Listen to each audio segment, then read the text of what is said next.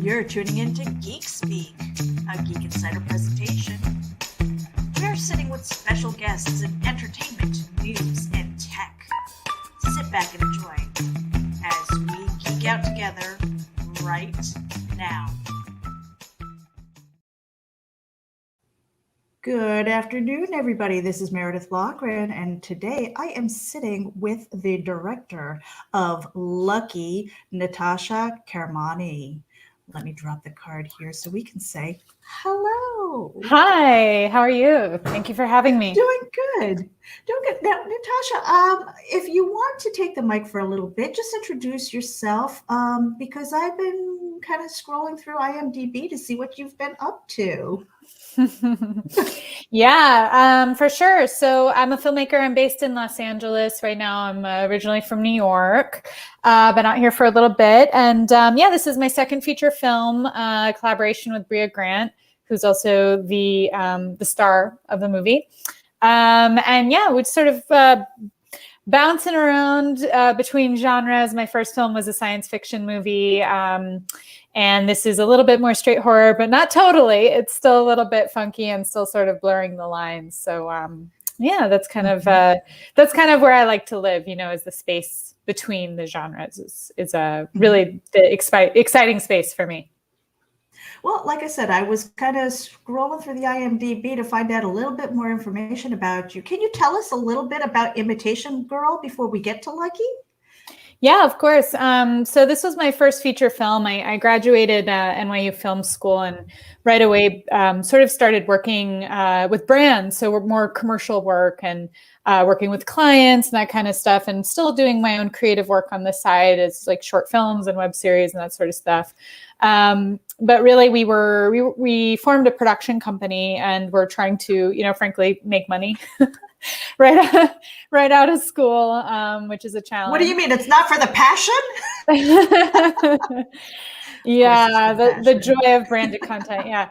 No, but it was, it was great because we built our teams. We have a great cast and crew of people. At the time I was in New York, and just building up a lot of sort of trust and just a network of great creative people in front of and behind the camera. So when it came time to, try making a feature film, we kind of had a great infrastructure of people and resources at our fingertips. So that movie really was made possible by the years of commercial work that preceded it.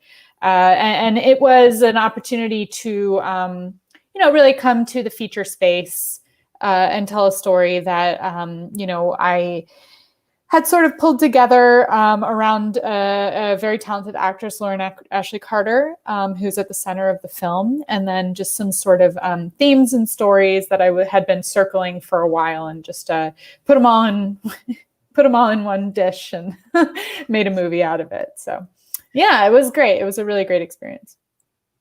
Well, one of the things, because we have a lot of people who tune in, whether it's live or on the replay, and a lot of them are creative people. I mean, did you come out of the gate kind of knowing that you wanted to be a director, or what was that like when maybe you approached your family and said, yeah, I want to do this movie thing? Well, I'm very lucky. I come from a performing arts family. My mother is a performance artist and works in the performing arts. So I think that barrier that a lot of people have of looking at, the creative space and the performing arts as a career was never really off limits in that way for me. And I had a lot of great examples of people who, made careers for themselves in the performing arts. So, for me, it was really following that through line through school. I went to a high school actually that had a lot of sort of arts-centric opportunities, and really just trying to curate that for myself until finally I got to NYU Film School. And at film school, yes, I did study directing primarily. I write as well, but my main focus is as a director and as a filmmaker. So that was absolutely through line. However, I did work quite a bit as crew. So I worked in camera department, I worked in sound design, I did, for money or just to be working on other people's projects, I would find myself sort of doing these different things. So, that was completely invaluable to get to know all the different departments. And, now as a director to be able to sort of walk through set and have a shorthand with all the various departments. I also have a background in music, so that's also been, a passion for me that I'm able to sort of parlay into my directing work as I'm able to sort of work with composers or compose music for myself and so on. So it really is, you wear many, many different hats as a director, and I think all of those things play into your how you talk to people, how you come to the work, how you work with your editor, all of those things eventually pay out. So there is never really one singular path, is my point. Mm-hmm. Now, you said something that just now, that you're also a writer. Is that something that you have ever published? Is it something that you're maybe thinking about scripting out for future work? Yeah, I do write as well. I love to collaborate with writers, so I like working with co-writers. I think that that's a really wonderful thing to be able to do. I don't think I would write a novel per se. It's mostly screenwriting at this point. It is something I studied at school as well, but. I think it's good to be able to write as a director. There's often rewrites that happen and to be able to come to a script and look at it and sort of be able to not only analyze and break it down, but make the necessary changes that might need to be made to really make it your own and make it feel like part of a unified piece of work. I think you absolutely need to write. I also think editing is a really valuable skill for a director. And I think now it is more and more common as people are sort of able to, download Premiere. And for me as a kid, it was like, I had iMovie on my computer. And so, early on, you start playing around with cutting. And then eventually in film school, of course, you learn the more professional programs. But yeah, I think the writing, the editing, composing, all of those things are, they all pay service into your filmmaking. So while I don't know that I would ever, maybe go pursue writing a novel or, short stories or anything like that, I do think the screenwriting is very much an omnipresent element coming to the work. I never really thought of it as, all of those other things kind of giving you or cutting your teeth on editing. Because when it comes to directing and things like that, I'm sure, well, I mean, with digital, it's not the same as having, yards and yards or miles of film anymore. So there's a little bit more forgiveness there, especially, and perhaps maybe for budget constraints and things like that. But yeah, that's pretty interesting because I never thought of it. I went to music school as well. So cool.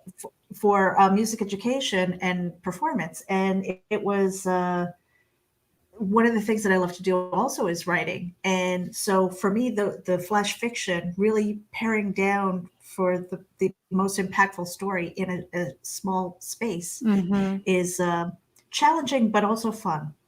Yeah. So we actually did learn on film. I think we were probably one of the last classes. I'm definitely aging myself now, but we were one of the last classes to learn on film at NYU. And so we did cut on film. We were on those old dinosaur Steenbecks, cutting up our fingers on the razor blades and all that kind of stuff, which I think was wonderful. But even whether you're working with digital or film or whatever it may be, efficiency is always important, and it's always going to be an element in your filmmaking. So, that is to say, if you're coming to it with somewhat of an editor's brain, knowing how your sequences are going to cut together, and look, there's flexibility, right? The way you think a sequence may be cut is very often not how it ends up getting cut, but to at least come to the table, with some idea. You're not just going in and getting coverage, and I don't mean this in a disparaging way, but it's, we're making films. We're not making, a procedural TV show. You're not just coming in and covering every conversation exactly the same way. You're trying to express something more unique. through the cutting and through the cinematography. So absolutely, I think having an idea of how your sequence will flow is absolutely going to help you. And that's in the writing side too, how the structure of it's all going to come together. And of course, everything changes as you go, but to at least have that sort of discipline in place, I think is absolutely essential. Mm-hmm. So when it comes to writing and directing, I'm going to assume that you are a total planner when it comes to that. But a lot of times for the creative people that I know, they're like, oh, I'm a total pantser. I'm just going to go by the seat of my pants. And I'm sure you have to balance that too, because there's stuff that goes on at the set and what happens. And you might have the best intentions in mind, but then you go with it. Would you say you're a planner, a pantser, or maybe a little bit of both? I think I'm somewhere in between. There are filmmakers who kind of have, like, I call it like the Edgar Wright style thing, where it's like every single shot is exactly, planned out. I do like to tend to, I actually tend to have a slightly more theatrical approach to how I put my scenes together, especially like a dialogue sequence. A fight sequence, of course, is going to be a little bit more like everything is planned out exactly so. But I do like to leave a little bit of flexibility in that, in the way those scenes are covered. Because, again, this goes back to the music thing, right? It's like the notes are on the page, but it's up to you to sort of explore it and interpret it in your own way. So finding the room to jam within the structure of what you need to make your day, right? To not go over time. The seat of your pants thing makes me really nervous. I just, listen, if you're on $100 million movie and you can afford to show up and feel it out and figure it out in the moment, God bless you. But most of us are working on a schedule and a budget. So, you have to sort of set some parameters for yourself. With that said, I do like to, I would prefer to have longer takes, right? So it's not pieces of the conversation, but whenever possible, to be able to let the scene play out from beginning to end is really massively important, at least, in some way throughout the course of covering the scene. So I would say somewhere in between. Mm-hmm. Now, we had the pleasure of sitting with Brea Grant not too long ago because she had just published her book, Mary Shelley's great granddaughter. Yeah. And so that was fun, and we're sorry that she couldn't make it today. But what was it like working with her? Because there's that dynamic of writers. Now, again, that writing circle that I'm in, we kind of collaborate. We love to help each other out, but at the same time, there's a certain amount of competitiveness, I guess, because she also directs. Mm-hmm. So what was that dynamic like? Yeah, absolutely. Yeah. And I have such respect for Brea as a creative. And, we were already friends. We knew each other socially. We had never worked together. So I think right off the bat, there was just a lot of mutual respect, and we like each other's work, very, very simply. So there was not really a ton of ego going into the conversation. I think we're both pretty down to earth people. And just right off the bat, it's just establishing like a really open line of communication and honesty.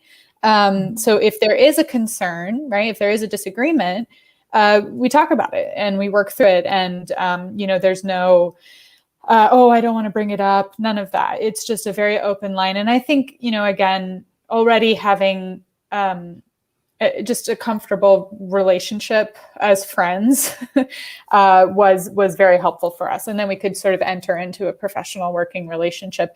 She also had a lot on her plate as an actor. It's a physically demanding role. She's in basically every scene of the movie. Wow. And so she almost, was happy, I think, to be able to turn a lot of this over to me. And I think she's a very curious person. And so she was curious to see, what someone would do with her work. So I think overall it was just competition, of course, is an element, but once you enter into a working relationship, it's collaborative, right? So there's no competition between the two people who are working on the same project, right? Like we want our project to be successful. So, you enter into a professional working relationship where hopefully you're aligned with a common goal. And communication. Yeah, definitely. Now, so going back a little bit to Imitation Girl, that was drama, sci-fi, and then all of a sudden you're in horror. What was that like for you? Oh, it made a lot of sense. I was actually looking at a lot of horror projects at the time. I have produced some horror work in the past, and definitely I'm a fan of it. So I think that was absolutely an area of interest. But I think what was exciting about her script is it wasn't straight horror, right? So it's not a super more straightforward slasher movie. Mm-hmm. Yeah, and I saw it as a satire, right? So like this is an opportunity to play around with some of the genre tropes that exist within horror without making something that is, for lack of a better term, straightforward. It is subversive, and it is sort of dealing with nuance, and it is turning a lot of these tropes on their heads in service of this crazy story that's happening, right? This sort of like Twilight Zone approach to a horror movie was very appealing to me. So I was jazzed.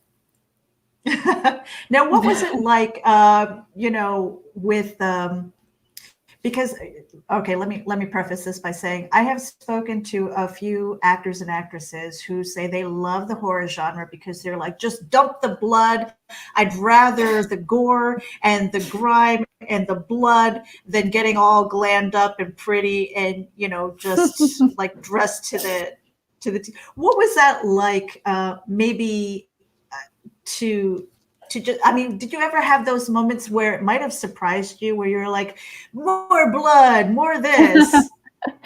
I think it's super fun. Definitely one of the most fun days was when we got to dump some blood in Brea's face. And she was a great sport about it. She's used to it at this point, I think. So, I think, that is like painting with the paintbrush that is a horror movie, right? You get to sort of go to the extreme, and you get to be ugly, and you get to, scream and shout and really explore the outer reaches of sanity and kind of like the tools that are in your toolkit when you're making a horror movie are very, it's bright colors. It's all of those things. So, one thing for us was really, creating the world around this character as an extension of her journey and of her mental state. So I think we, I really wanted to work with artists on this. Our production designer, LB, is a fine artist herself. And so a lot of the conversations were kind of like, yeah, let's go extreme with the artwork in her house. Let's go extreme with the colors, let's pull the blue throughout the film, not holding back from those more extreme creative decisions was absolutely our approach. Mm-hmm. Now, I see something here about the 2020 South by Southwest Film Festival. What was that like to get that entered in there? 2020 was rough. It was. And in a lot of ways, we were sort of the canary in the coal mine because South by was the first big festival to cancel. And at the time, the world really hadn't completely woken up to, the threat that COVID would be and just the sort of wreckage that it would incur. But it was very exciting. We were very excited. This is a very small movie. We shot it in 15 days on a shoestring budget. And, wow. To get into South by was just phenomenal. It was just phenomenal. We were very excited. We, Brea and I had all our plans. We had our outfits picked out. It was, we had a lot of fun sort of thinking about that. And most importantly, there's just so much talent at a festival like that, including, the actors and the technicians, but the other filmmakers there who had great films. I had some friends who had work in the Midnighters section. And, so I think we really mourned the loss of that interaction, and just the ability to sort of go see someone else's film and go out to the bar with them afterwards and say, hey, how did you do that? Why did you do that? That is really was a bummer.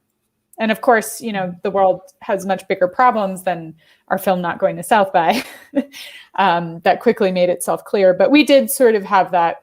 We were in that first wave of things being canceled and realizing, oh, okay, this is not going to go the way that we think it was. And poor Brea actually had a movie at Tribeca a few weeks later that also, of course, got canceled. So, it was an interesting year, and I am personally very ready for festivals to be back in person because, I don't know that the virtual, and the festivals were great. They all pivoted, they did their best. And I think some of them really pulled off a great experience. But as a filmmaker, there's really nothing like being in the theater with the audience and then, being able to speak with people afterwards. Just that intimacy is really gone, right now. So I'm hoping we can be back up and running soon. Oh, so many people that I know, whether it's Comic Cons, whether it's festivals and things like that, just being out in the world with people is, you just didn't know what you missed until you're like, you can't do that right now. Yeah. So, yeah. How did you pivot though? How did you pivot in 2020 to keep yourself busy? And what are you working on now? If you can share any of that. Yeah, well, honestly, once the initial sort of stress of South by getting canceled and then figuring out what we were going to do next and, what are we doing? What's the plan? How are we pivoting? Once we sort of realized, okay, this is like some serious shit and no one's going anywhere, I think we kind of settled into that and started thinking about, okay, so now let's see, who do we want to share the movie with in this festival, new festival paradigm. And we ended up, playing with some really awesome genre festivals who I think did great work. I mean, Fantasia really did a great job. There was a lot of great genre festivals got together and created something called Night Stream that I thought was just wonderful. And I hope they do it again.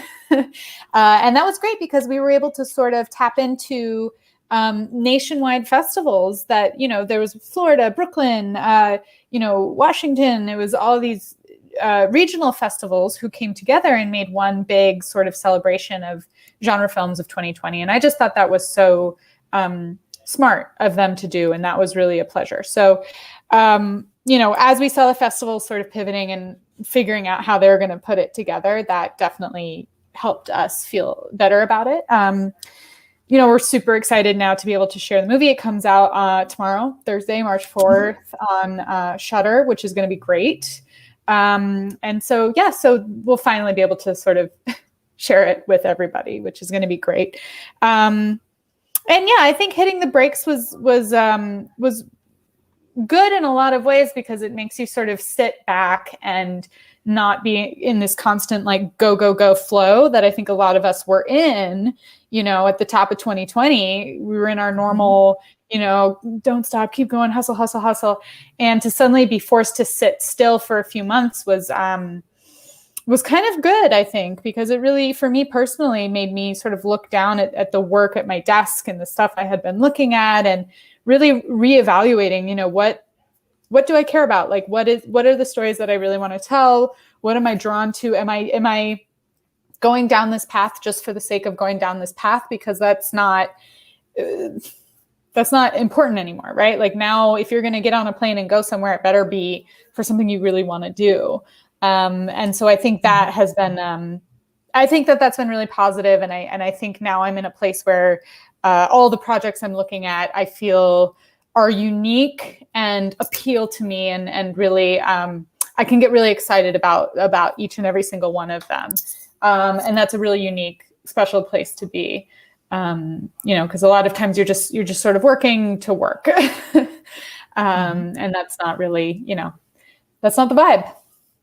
Yeah, I mean, that was one of the things where I was able to sit back and really prioritize and go, what Right. am I going to focus on this year, and let everything else kind of fall by the wayside. It's like almost felt like a hamster wheel in a way, where you're moving, moving, moving, moving, but you're really not going anywhere fast. Right. So, now, we've only got a couple of minutes left with you, Natasha, and I want to thank you so much. And I love having you here because you're kind of like the guest that I almost didn't have to ask questions for, because you kind of answered some of my bullet points. Good. So Lucky is going to be on Shudder, and it is released tomorrow. And that is, see, now I'm thinking, what day is today? Today is Wednesday. It's going to be released on Thursday, March 4th.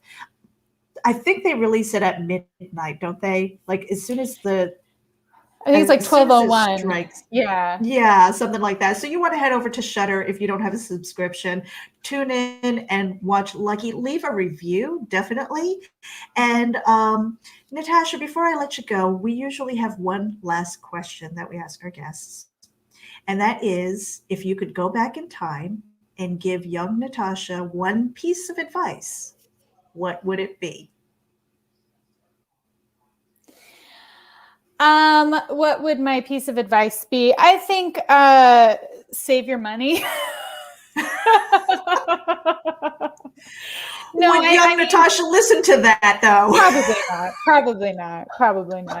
No, I think a lot of people in the arts, we're really not taught to manage our finances. And I think that that is really important. And without paying your bills and having a roof over your head, it's very difficult to be creative and to do the things that you need to do as a creative person. So, I think any way to get young people to, look into the boring logistical side of supporting themselves is absolutely important, so that you don't burn yourself out, and you don't get stuck doing things you don't want to do.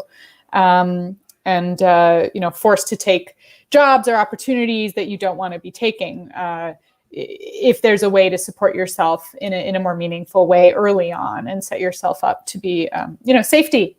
Safety is really important, in security. So, boring answer. I know that's not a sexy filmmaker answer at all, but that is what I would say. It's fine. Everybody has their own answer. There are no wrong answers with that one. And so, as we close out, where can people follow you, and where can they follow Lucky, maybe on social media? Yeah, I am only on Instagram. I'm like a social media baby. I just post pictures of my dog. So I am on Instagram at Nata Kerm. It's just the first 4 letters of both of my names. But for following work and stuff, you can follow my production company. It's at Illium Pictures, ILLIUM Pictures, and there you'll have all kinds of goodies of what we're up to. So that's probably the one to follow. Unless you want to see pictures of my dog. He's very cute. So oh, we have a lot of pet lovers over here. So as we finish up here with Natasha, I want to thank you once again for tuning in. This is going to be a Shudder original. It releases tomorrow, March 4th. That's Lucky on Shudder. Head over there, give them a subscribe, and make sure that when you watch it, leave a review. It helps, trust me. On that note, you guys have a great day. Thank you for tuning in to Geek Speak, a Geek Insider production.